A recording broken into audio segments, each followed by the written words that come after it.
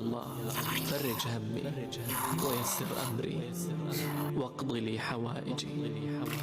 أعوذ بك من ضيق يصيب قلبي، اللهم اقض لي كل حوائجي وقدر لي الخير أينما كان. يا رب يسر لي ما أنت أعلم به ولا تكلني إلى اختياراتي.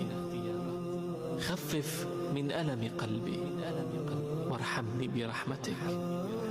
يسر لي الخير وأبعد عني المصائب والمكائد. اللهم Kalson Cooking Channel. كي بدقرا هقرو كي بري قرا بيرها كدونتو كي حول هايستا حتى بعضها حنانيستو كي وحكلتو او قيمة لقبنا يا حقبتو قف قاجيسنو قب معه قنوي وحي للربو يدنتي الربا لقد صفيستا ومعانو انو كلفاي انا نساسو قنوي بريا هذا ما كنت الكريسة ولقى كومة الكيس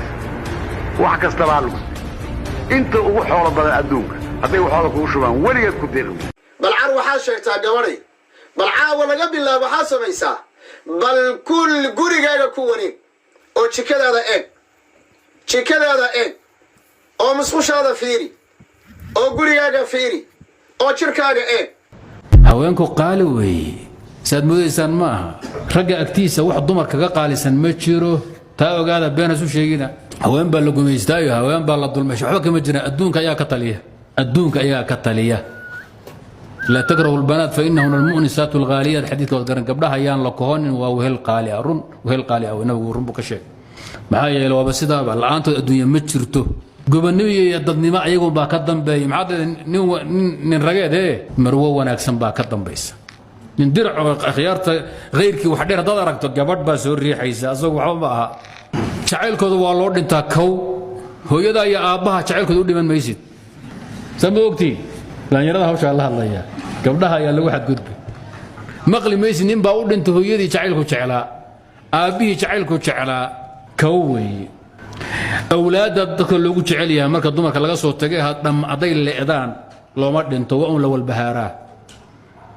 taariikhda waxa lagu hayaa iyo kutubu tawaariikh rag dumarkooda ka dambeeyeen waayay hebla ma dhimataa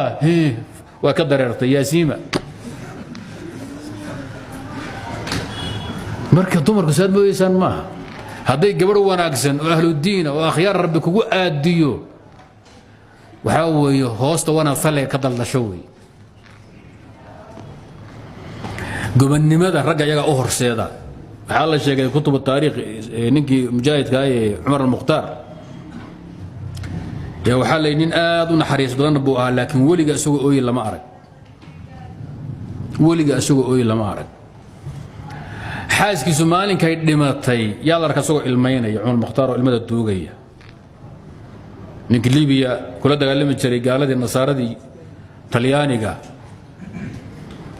ee gubnimada diiday ee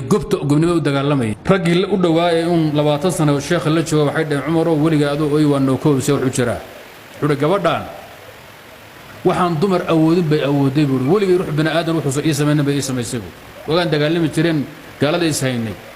markaan dagaal ka soo bixeen habeenimo soo dhuntaan maalimahan u imaada iyadoo teendhadii degan teendhaday dahaysa kor u qaajirtay buu ta ulgelisay daha kor u qaajirtay anoo taagan oo sidaa u socdaan soo mari jiray waagi dambaan weydiin mar walba anu waan soo hulanayaa nin dhuumanaya baan ahay teendhadan aad daahadii iyo afaafkeeda cirka geynayso maxaad ka wadaa waxay jiri waxaan doonayaa inaadan madaxaada dulli u foorarsanin adoo sanka taagay aad noolaato oo casiis ah teendhada maanta dad qulqunta kala laadiso waxaan ka baqaybtay inaad Talyaaniga u foorarsato nasaaradan iyo shayaadiintan gaalada la dagaalamayso inaad u dulowdo